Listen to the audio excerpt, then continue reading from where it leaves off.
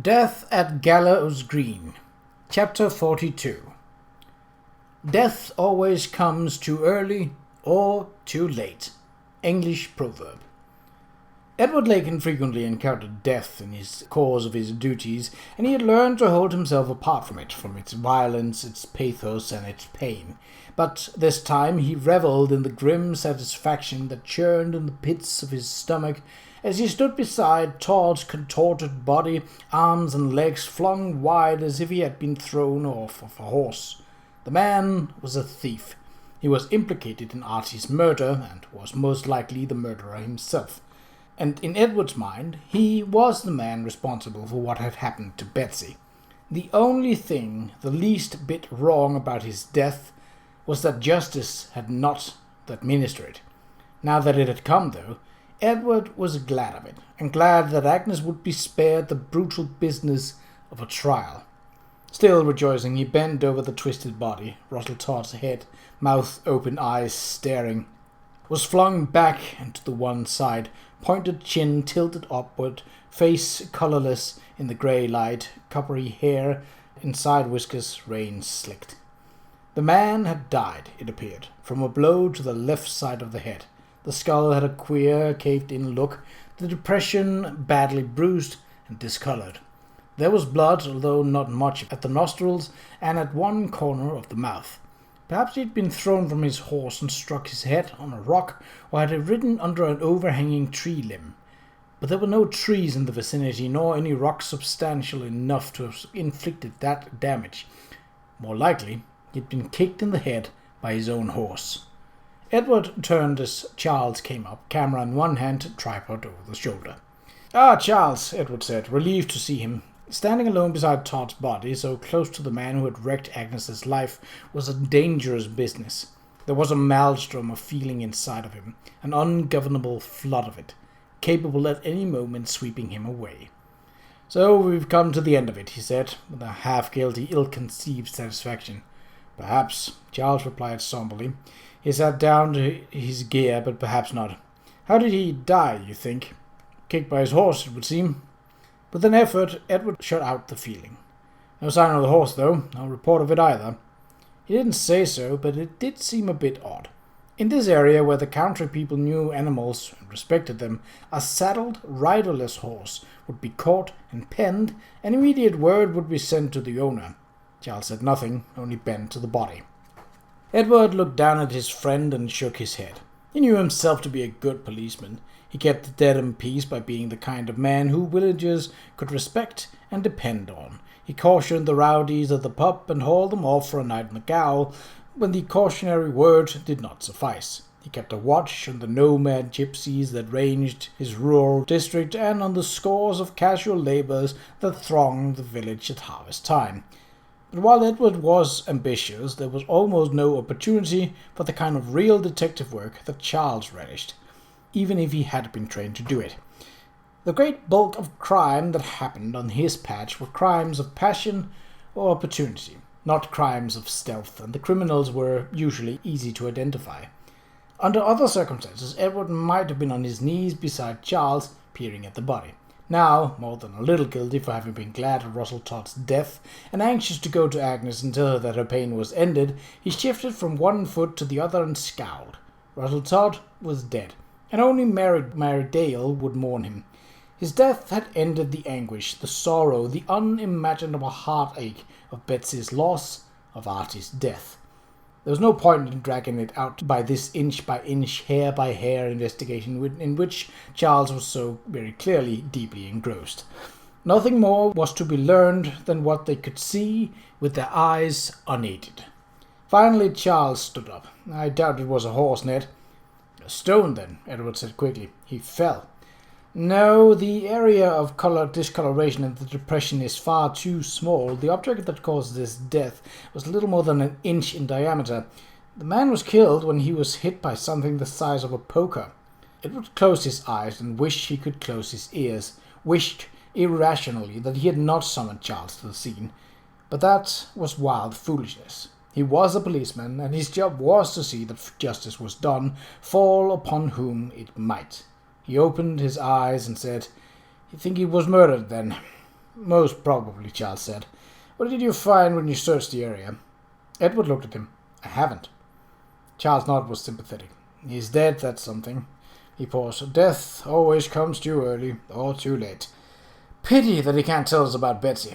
Yes, Edward said. He looked down at the body. Murdered to keep him from telling what he knew, you think?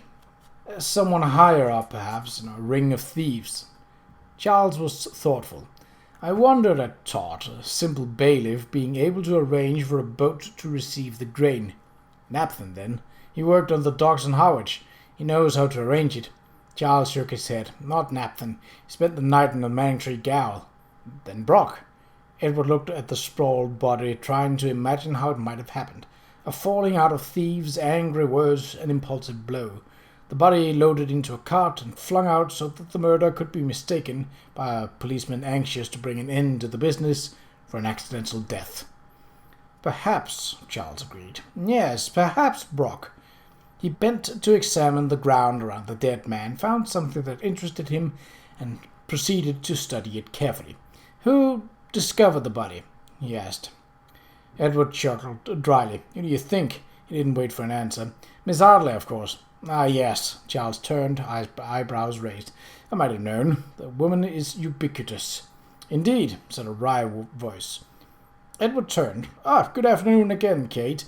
I thought you and Miss Potter had gone home. We had.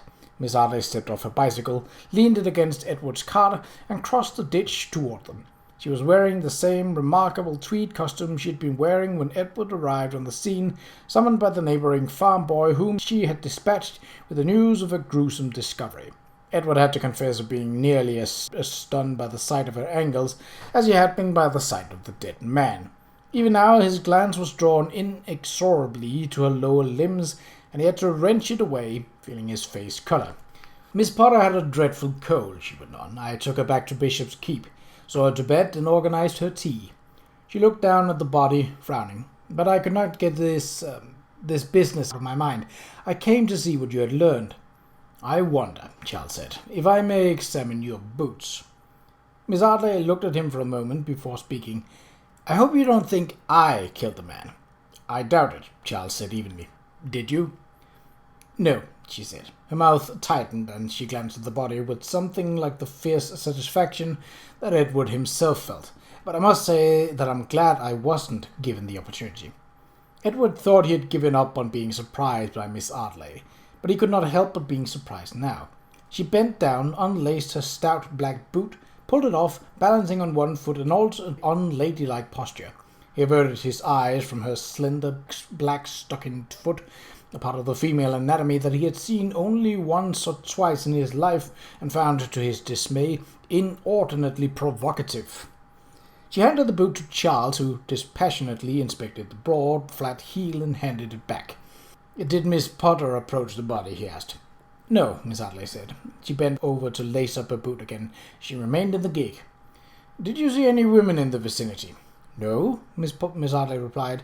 She straightened, her grey eyes puzzled. Why do you ask? Edward frowned. A woman? What reason could Charles have to think that a woman had anything to do with Todd's death? Charles did not directly answer the question. I should like to cast your boot heels in plaster, he said to Miss Ardley. I have some back at the manor for field work that I plan to do with fossils. He turned to Edward. Your heels too, Ned. Edward nodded. But I should like to know, he said slowly, why you have taken such a sudden interest in shoes. Because of this, Charles said, pointing to a deep, round indentation half an inch in diameter in the soft earth. And this, he pointed to another. And this. Chagrined, Edward bent to look. He was there on police business. He should have seen the indentations himself, but he had been so swept up by his feelings that he had not paid even a routine attention to the sight, and scarcely more to the body. He had not even gone through the pockets. Miss Ardley bent over. Heel prints, she straightened, her eyes widening in an expression of surprise. A woman's prints? You don't suspect? She stared at him, and her voice trailed off. Do you? She was clearly frightened. Edward stiffened. A woman's prints? Was it possible that... No, of course not. Whatever else the shoe prints meant, they could not mean that. He drew his breath and controlled his feeling with an effort. Agnes was too calm, too composed, too level-headed to have done something like this, and besides, she did not know the details of her husband's murder, and nor suspect that Betsy's drowning was anything but an accident. Without that knowledge, she had no reason to kill Todd. He frowned, thinking back to the conversation in Agnes's kitchen, when Todd's name had been mentioned within her hearing. But she hadn't been listening. Had she? Charles shoved his hands into his pockets. There's not enough evidence to suspect anyone, man or woman, at this point. He did not look at Edward. But I think it a good idea to preserve these prints after I've taken photographs of the body, and also to cast the heels of the three of us for purposes of comparison and of anyone else who might have been near the body. Miss Ardley was pale. She stood still for a moment, then said with the air of a woman who had just made up her mind to something, "I'll write to the manor for your plaster, if you like." Edward was too deeply engrossed with the questions running through his head to question her intention. But Charles' quick smile lightened his sober face, and his voice was teasing. "You'd let Lady Marston see you cycling in that get-up?" Miss Ardley tossed her head. "I'm sure that Lady Marston already believes me unredeemable," she retorted. "A bicycle and a bit of angle won't make her think any worse of me.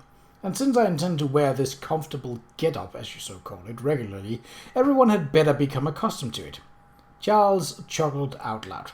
"Right then, the plaster will be found in my science kit on the table in my bedroom. Lawrence can get it for you." "I'm off," Miss Ardley said briskly, and left them. Charles unpacked his camera, set up the tripod, and took half a dozen of photographs of the body and several more of the puzzling brown prints. Finally he finished, repacked his gear, and straightened up. He looked at Edward and spoke for the first time since Miss Ardley had gone. His words went straight to the heart of Edward's worry. "I don't see how Agnes might have killed him, Ned." Edward felt a relief wash through him, so great that his knees actually felt weak. No, of course not. She knew nothing about Todd's connection to. She had no motive." He cleared his throat loudly, too loudly, perhaps. I'll search the body now, if you're done." Charles stepped back. "It's yours, Constable." Edward knelt beside the body and ran his hands through the pocket of the jacket and the dark trousers. He found nothing except a few shillings, a small silver pocket knife, much worn, and a grimy handkerchief.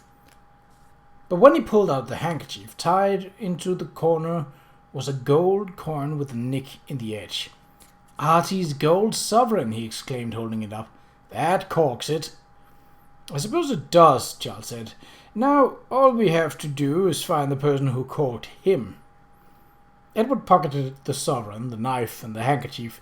"If you are done with your picture-taking, you can help me load the body into the cart.